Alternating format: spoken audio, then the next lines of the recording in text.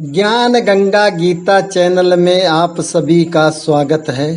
संक्षिप्त श्रीमद् भागवत कथा प्रथम स्कंद 10वां अध्याय।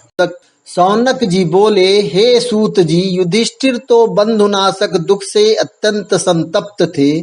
उन्होंने हस्तिनापुर में आकर किस प्रकार इतने बड़े राज्य को संभाला। सूत जी कहने लगे, हे मुनीश्वर, युधिष्ठिर बड़े धर्मात्मा थे। उनके राज्यासीन होते ही पृथ्वी धन धान्य से पूर्ण हो गई।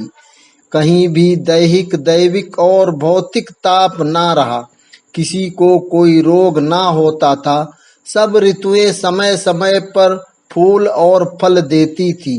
पृथ्वी सब मनोरथों को देने वाली, गाय अपने स्तनों से दूध की धार बरसाने वाली थी।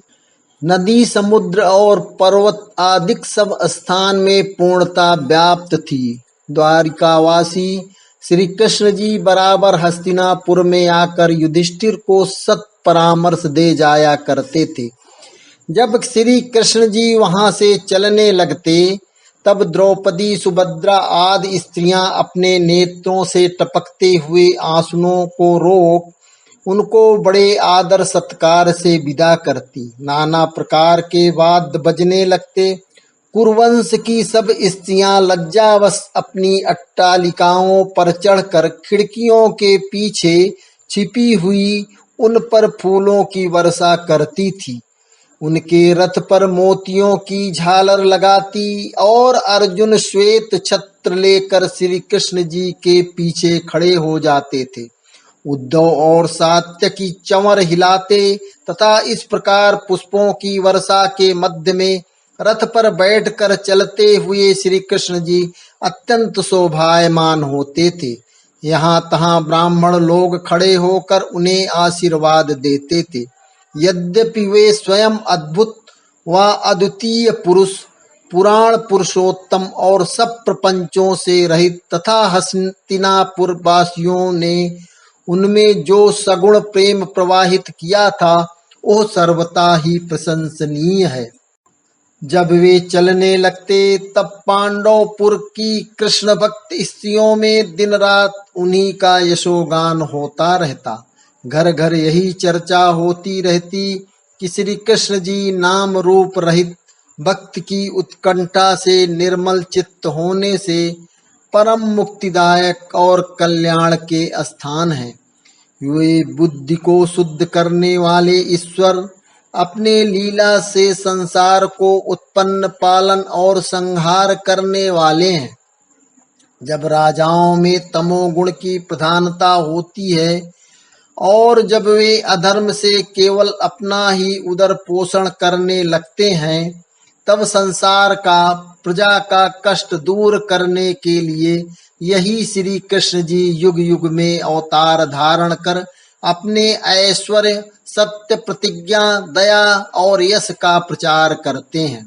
आहा, यदुवंश सर्वथा ही बड़ा प्रशंसनीय है कि जिस मथुरा में लक्ष्मीपति विष्णु जी उत्पन्न हुए हैं, ब्रज की वे स्त्रियां अवश्य बड़भागिनी हैं। उन्होंने पूर्व जन्म में बड़े शुभ कर्म किए थे, जो आज वे इन मंद मुस्कान युक्त श्री कृष्ण जी को नित्य देखती हैं। इन श्री कृष्ण जी ने समस्त ब्रज पर मानो मोहिनी सी डाल रखी है। उन्होंने स्वयंवर में शिशुपाल आदि बलवान राजाओं को जीत कर अपने अद्भुत पराक्रम से रुक्मिणी को हर लाए थे। इसके अतिरिक्त उन्होंने जामवंती तथा नागनजिती आदि तथा हजारों स्त्रियों का भौमासुर वध के समय वर्ण किया था। वे अब कुसंग से निकलकर परम आनंद का जीवन व्यतीत कर रही है। यद्यपि श्री कृष्ण जी उन स्त्रियों के घर में कभी नहीं जाते थे, तथापि वे सब उनके मंद मुस्कान से ही उन ईश्वर के दर्शन का आनंद लाभ करती थी।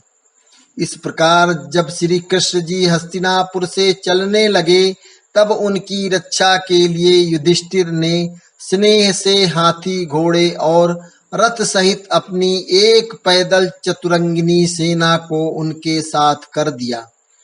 बहुत दूर तक पांडवों ने उन्हें पहुंचाया।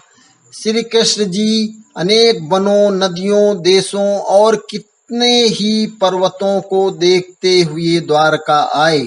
इस अध्याय में सूत जी द्वारा युधिष्ठिर के अनुशासन एवं श्री कृष्ण जी द्वारा प्रस्थान का वर्णन किया गया है। क्रमशः